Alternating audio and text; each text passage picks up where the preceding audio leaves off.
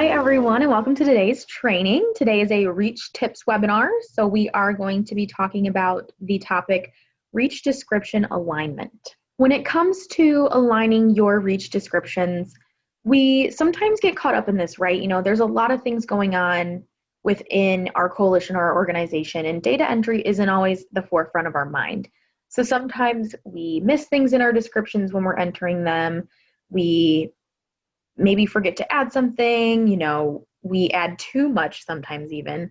So today we're really going to hone in on the basics of descriptions. So we're going to talk through that kind of descriptions 101, going back to basics, talking about what is needed in those descriptions to make them awesome. And then we're also going to get into how to actually align that description with everything else below and kind of the way that I suggest checking and balancing your Reach entry to help improve your data entry process and alone, get you to that point where you are so comfortable with Reach and you're getting all of those accepted entries and not getting too many needs attention, right? Because that's what we all strive to be. So let's go ahead and get into today's topic. So we're going to go ahead and talk about Reach descriptions kind of 101 first. We're going to take it back to basics. When we are looking at Reach descriptions, the big thing here is going to be making sure we have our 4 main questions answered first, and then from there taking it a step further based on the output type that we're selecting here, right? So when we are looking at this, we want to make sure these 4 main questions are answered. And hopefully, if you're a seasoned veteran of Reach, you know what these are. If not, it's always good to refresh your skills. If you are new, definitely start to get these kind of stuck in your head so you know, hey, every time I enter a description, I have to make sure these are answered. The first question or the first must-have we have to have answered in our description is going to be who was involved, right? Who was instrumental in making this output happen? Who was there? If we just say that we had a meeting to talk about a vaping policy, woohoo, right? Like that doesn't tell us very much. If we update that to say, had a meeting with the school board to talk about a vaping policy, that tells us a little bit more about what is going on, right? Why we're entering this as an output. So making sure we are at least specific in saying some kind of area around who was involved. Doesn't have to be specific names. It can be groups like that, like the school board, the police chief, the local teachers at the high school, whatever it may be. It's okay to group them together, but just making sure we all are answering that who was involved question. The next must-have we have is what happened, right? We need to know what is going on here. This is basically the huge bulk of our entry, so sometimes the what happened section is 1 sentence. Sometimes it may be 2, 3, 4, depending on how big of the output or the activity is that you're recording, it might require more information. However, what happened is really where we get into the nitty-gritty of, was this a training? Was it a meeting? Was it a presentation? Tell us what it is that you're tracking. Next, we have where did it happen, or what is the location? This is, again, very specific because, or very important, I should say, because most of you guys as a coalition, even organizations, might operate county-wide or at a county level, which means that you could have several different school districts, police stations, hospitals even maybe, within your area or scope of work that you're doing this countywide work in. So we need to make sure that when we're tracking our work, we're being specific to location.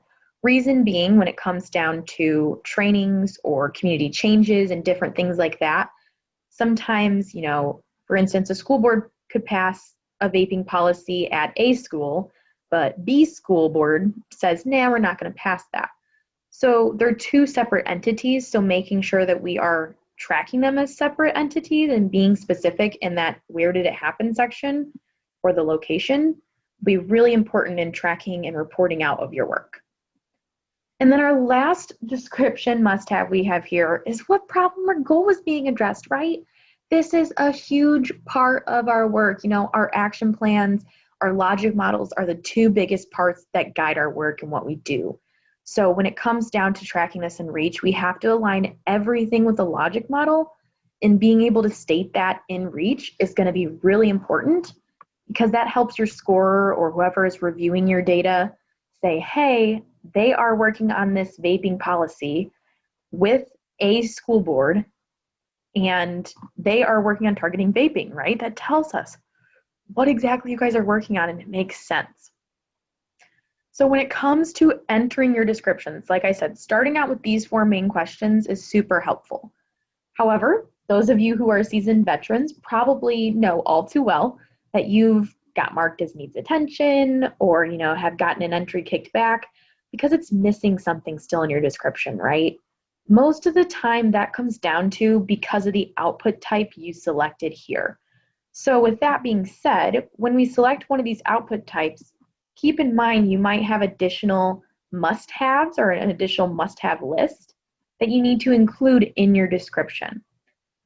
So what those are going to look like are going to kind of be like these here. So there's a really helpful guide that we have that goes through these must-haves depending on which output type you select, as well as the overall entry one that we just did. However, today we're going to kind of walk through these briefly just so you get familiar.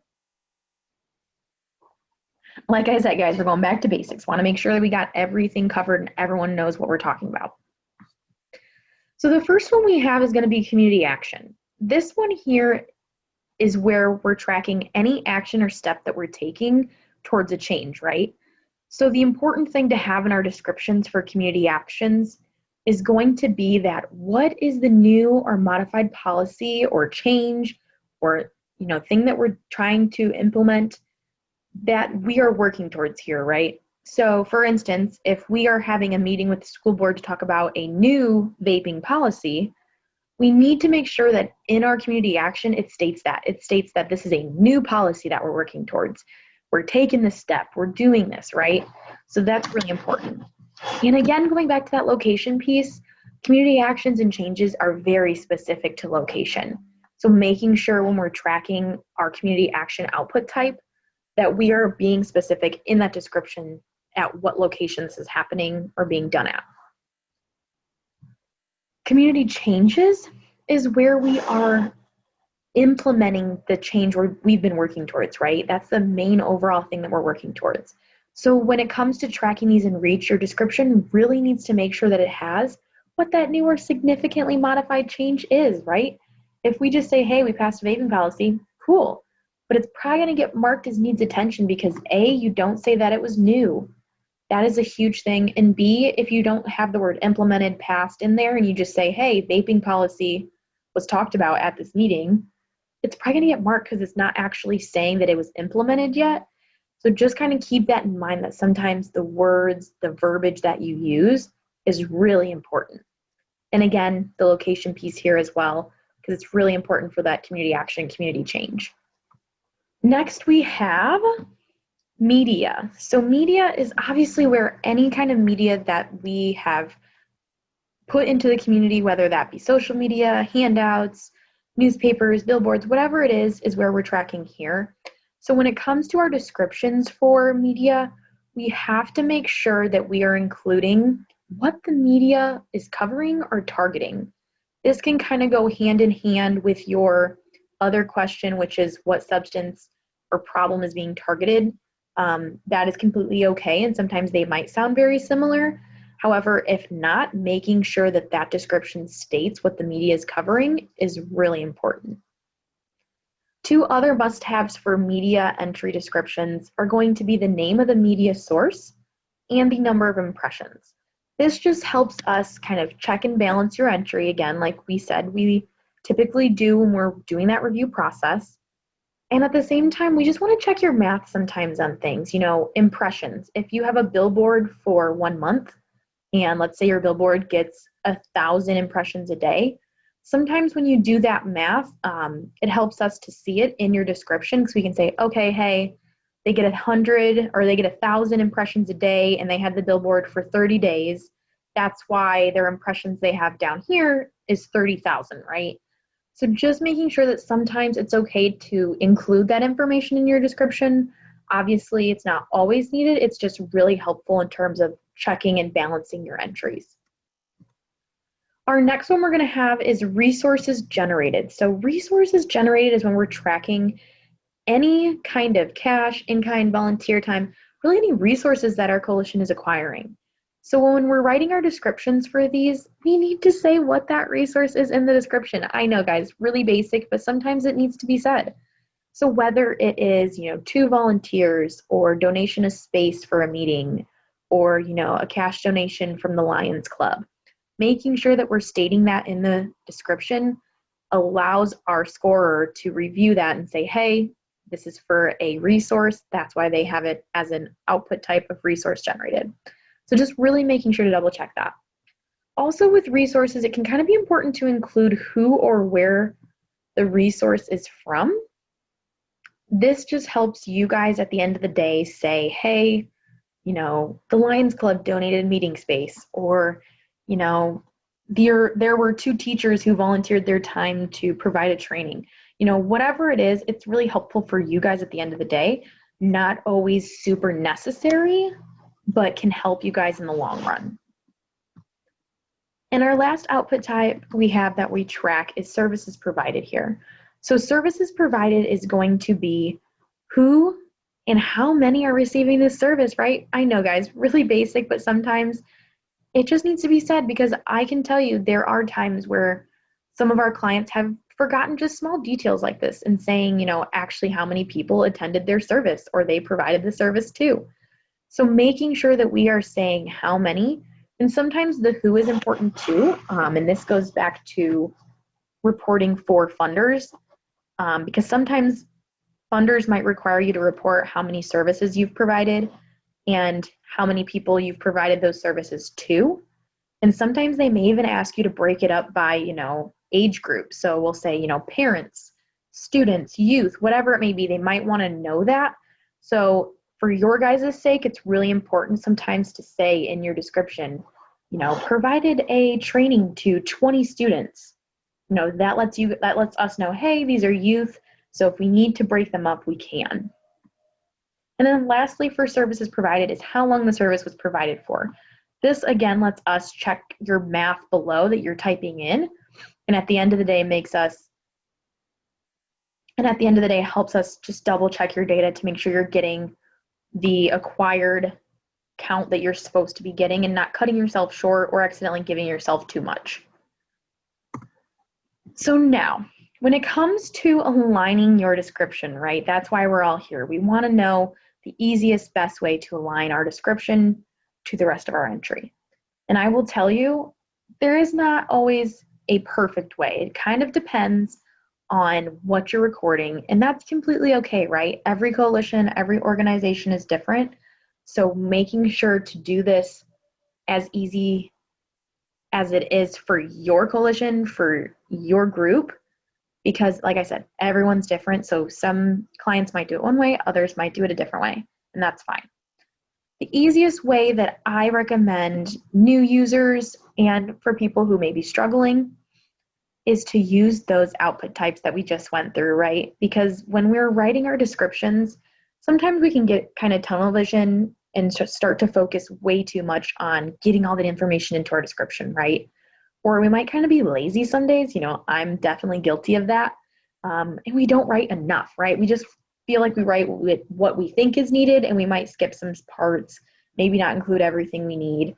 So it's really important to think through and really check and balance yourself from your description to everything else that you select below. So I should be able to justify as your scorer or your reviewer, hey, she selected problem goal addressed here, and that clearly is aligned with what she put in her description. If that doesn't make sense to anyone, please feel free to let me know. But that is the main kind of thought process that goes behind us as a scorer is, hey, does this align with what she's saying in her description? Does this align with what she's saying in her description? Or he, she, whoever it may be. That is what the alignment process means. So we're going to go ahead and kind of jump into Reach now and talk about some examples. So, okay, so we are in Reach now, and I did bring up my form already for you guys, and I did populate a description in there for us. So this, hopefully you guys can tell by reading it that it's definitely not up to par when it comes to writing a Reach description, right? It's very broad, not too much information. It's barely one sentence. So we're gonna make sure that we wanna beef it up a little bit and make sure that it's aligning with everything else that I'm selecting below. So based on this description here, we do have that we were talking with the school board about a vaping policy. We've been walking through this example quite a decent amount today, so we're gonna go ahead and go with that one for our first one. And based on our description, you know, it's not really super clear what output type we actually have here, right? So I'm gonna go ahead and update this a little bit. And I'm gonna say that we have 2 coalition staff and 2 members that met with 6 Smallville school board members to discuss implementing a new vaping policy. So right off the bat, now my description's a little bit better, has some more information for me. So now my next step is going to be walking through my output types. So first things first, I'm gonna ask myself, is this a community action? Is this a step or an action that my coalition is taking towards a specific change? And my answer would be yes, because we are actually taking the step of having a meeting with the school board to implement a new vaping policy. So I would go ahead and select that as an output type. Next, I would ask myself, is this a change? Well, no, because it's just an action. You know, we haven't actually passed this policy yet, so it's definitely not a change as of today. The next thing I'm going to ask myself, is this media? Did we hand out some flyers? Did we post anything on Facebook? You know, is there any media attached to this? For time's sake and for my example today, we're going to say no. So we're going to kind of skip over that because we know media isn't within this entry as well. Next, I'm going to ask myself, was there any resources involved, right? Did we have any resources to collect here? You know, was the meeting a certain amount of time? Did we have any volunteers? Did we have space donated? And now that I'm thinking about it, you know, yeah, I did. You know, we had those 2 members that we said here, and they were there helping us, and they volunteered their time. So we're going to go ahead and put that as a resource generated. Now, however, we're going to notice that we're missing some of those pieces of information that we said we must have in our description. So at this point, I might do something like resources generated here, and then say 2 members volunteered their time for 1 hour meeting. So now that I have that in there, it totally connects or aligns with what I'm going to select down here under resources. So I'm going to have volunteer. I can definitely add up here that my hours will be 2 because I had 2 volunteers for 1 hour each. And then we all know that the set standard, you know, national rate is $27.20. Obviously, if your state's higher, don't forget to use your state rate. And then what are we using these volunteer hours for? We're just going to put them under personnel. So that completely crosses off and aligns my description to my resource generated part of my entry. Now, our last service provided, or our last output type we have is services provided, sorry guys. And this is where we are going to be tracking, did we provide a service here? You know, were we actively serving anyone? And at the end of the day, we're going to go ahead and say yes. We're going to say that this meeting with the school board, we were providing them kind of a presentation on this vaping policy, information they would need to make a decision. So it was more of a presentation meeting. So we are going to count this as a service provided. Now, when it comes to my service provided, we are going to say this is a preventative because we're providing them that information, right? We're not building their capacity to turn around and train someone else on it. So we're going to go with preventative. My number served is already up there. So we do have that number served already plugged in. We do have it as 6. So we are going to go ahead and type in 6 here. My length of service, though, is a bit fuzzy, right? We don't actually say, we do say right here how long the meeting was, but to clear it up for our service provided sake, I'm going to add an SP here and say, had 6 Smallville School Board or 1 hour meeting / presentation. That way it clears up the service provided piece. We know I have everything in my description to then align it to my service provided here. So our meeting was 1 hour. So we will type in 1 hour here, and then we're good to go with that entry as well. So now that we've done all of that, I'm going to come back up here and just type in a quick date for us so we can fully enter this entry. We'll put in today's date. Now comes the rest of our entry, right? This is where, again, we need to make sure that our description is aligning with what we're selecting down here. So first up, we stated that the policy we're trying to pass is a vaping policy. So we're going to go ahead and say that this is under tobacco use because our tobacco and vaping go hand in hand. We don't have a set vaping policy today, so we're going to go ahead and scroll up and just clarify that in our description. If you are going to put vaping under tobacco or vaping under marijuana, make sure that in your description you are really clear that it is a vaping policy and that it is vaping of tobacco specifically. Only because there is both vaping for tobacco and marijuana, and if you were to just leave this as vaping, I would probably have to put it under generally TOD because it's not specifically stating one over the other. So just make sure you're aware of that. Vaping is one of those weird kind of nuances in REACH because obviously vaping is a device, not a substance. So we want to make sure that we are clear in our description and clear on that how we're recording.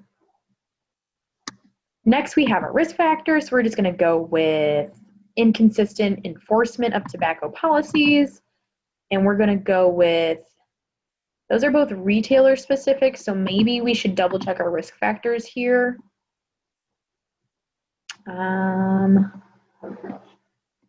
Oops.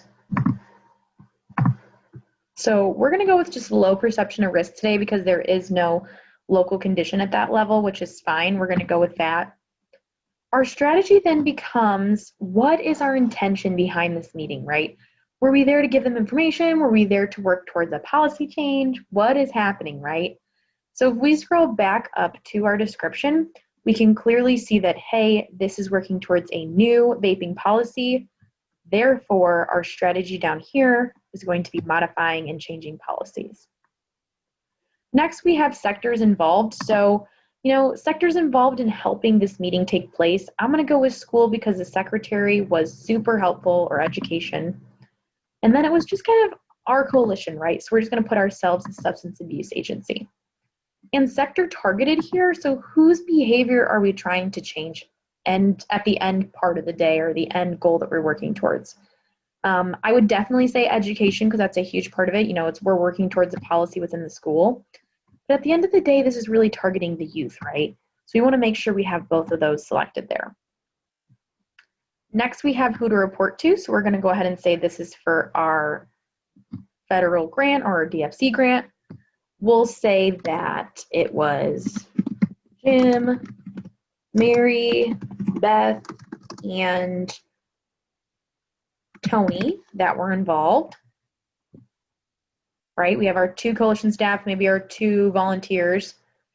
And then these last 2 are add-ons, so that you guys will not all have these. Your coalition may, but just want to throw that out there. We're not going to fill those in today because they are not required.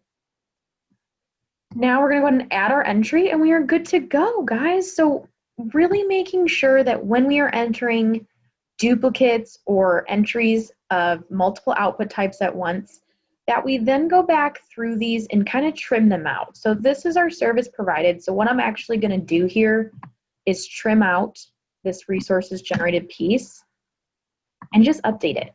That way, it's clear that that's what I'm entering is that service provided for this specific meeting. Same thing with my resource generated. We're going to go ahead and trim out the service provided piece. And again, update this one. This is something that you don't have to do this way if you're someone who likes to enter one output type at a time and copy and paste. That way you can kind of take out or add in what needs to be added in as you go. That's completely fine. I like doing it this way because to me it's a lot easier to add it as one entry and then just come back in here and edit and trim out what I don't need. So that would be how I would enter something as simple as a meeting with the school board for a policy. So again, briefly, just to kind of wrap everything up today for you guys, when we are looking at aligning your description, really make sure to use that check and balance system. Don't be afraid to walk through the output types. Ask yourself, is there an action tied to this output? Is there a change? Is it media? It's okay to walk through those because sometimes you might actually catch yourself finding an output that you weren't going to actually record in the beginning. You know, you might think through it and say, oh, wow, I didn't realize that there was actually a resource tied to this, right? Or I didn't realize that I was actually providing a service here. That's okay. You know, that's great. It's a learning opportunity for you guys to get comfortable with Reach and tracking your data. So I really encourage you to kind of check and balance yourself that way with your description and your output. At the end of the day, guys, if you do ever have any questions with aligning your Reach descriptions and, you know, having issues with your description being accepted or needing more information and you're just not sure what it needs, ask one of us at Epiphany Community Services. We are here to help, and sometimes it's really helpful to just have someone there to pose those random questions for you, and we are totally willing to be that person. So just feel free to let us know if you have any questions. Thank you so much for joining us and participating, and I look forward to seeing you at our next webinar. Thank you.